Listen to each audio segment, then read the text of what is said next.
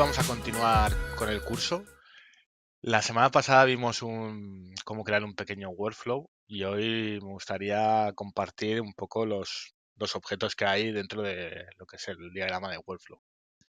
Para ello voy a crearme un workflow de pruebas.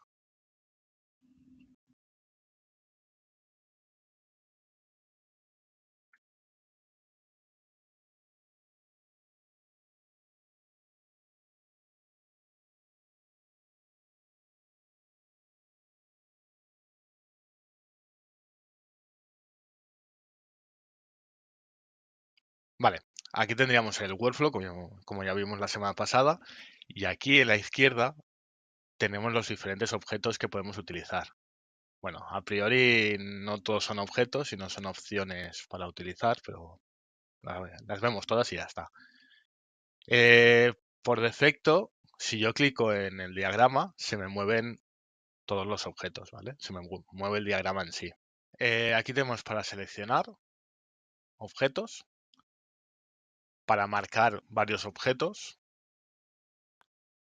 o para conectar secuencias en el flujo. Es decir, imaginemos que esta flecha no existe, pues podría volver a crear la flecha, aunque desde el propio objeto también me permite crearla, ¿vale?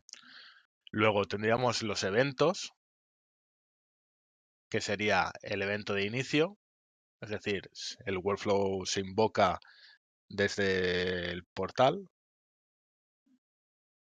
mediante mensajes, es decir, un evento externo lanza un mensaje o una llamada externa lanza un mensaje por API y me inicia el workflow. Mediante timer, ¿vale? Es decir, quiero que el flujo se inicie cada, por ejemplo, 10 minutos. Y este workflow cada 10 minutos se despertaría.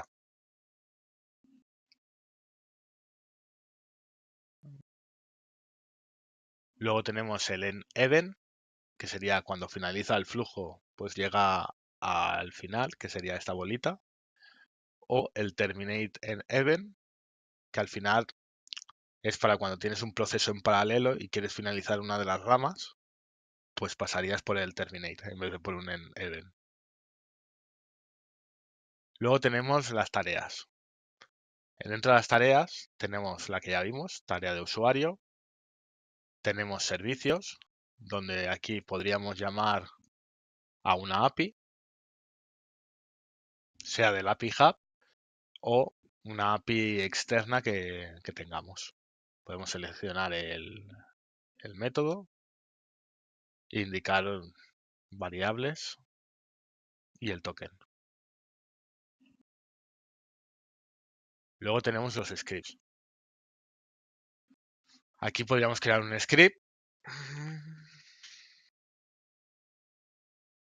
Y con esto, bueno, como podemos ver, está en JavaScript. Y con esto podríamos acceder al contexto, como el ejemplo nos indica aquí, lectura del contexto actual. Podríamos coger la información de la tarea y podríamos leer los datos de usuario de la tarea. Esto lo veremos más a fondo cuando añadimos un paso nuevo para cuando aprobamos las vacaciones, pues cogeremos esa aprobación y cogeremos un poco de información del usuario que ha aprobado.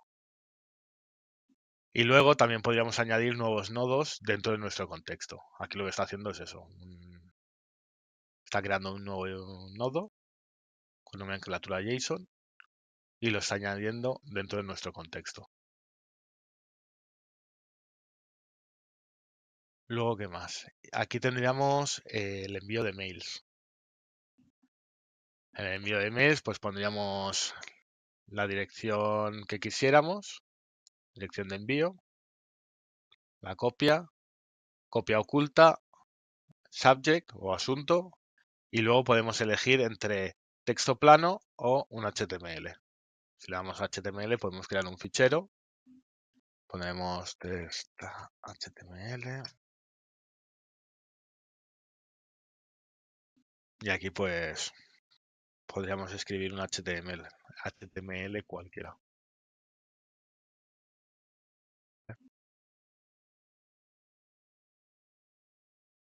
Como veis, ya hasta nos lo autocompleta.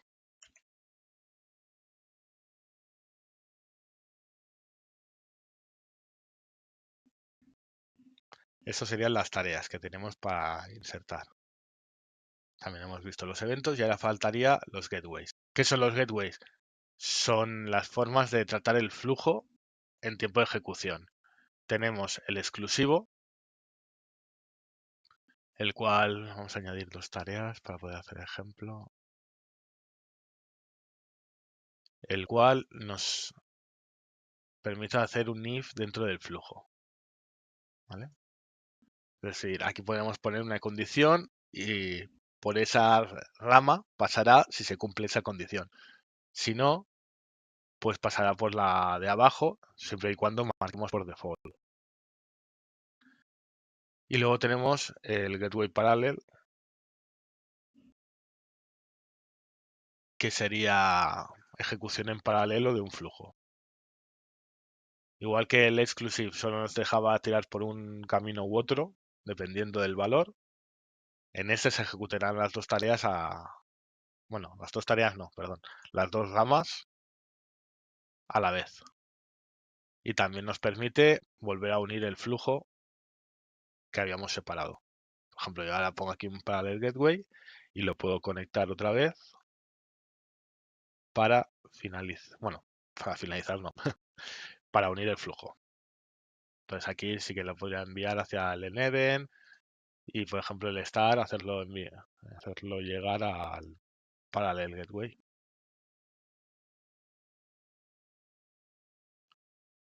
Como veis, tiene mucha flexibilidad y nos permite hacer cosas bastante potentes. Todo depende de la imaginación o de los requerimientos, porque muchas veces nos dejamos llevar por la imaginación y el requerimiento es muy sencillo. Podemos ver los eventos que nos permiten iniciar o finalizar el workflow, las tareas que nos permiten interactuar con los datos, ya sean con el usuario propio o con APIs externas, o incluso con scripts y el envío de mails. Y luego tenemos los gateways que nos permiten generar splits en el flujo, ya sea split en paralelo para poder ejecutar dos o tres o más ramas en paralelo, o el exclusive para tomar decisiones dentro del flujo. Así que nos vemos en un próximo vídeo.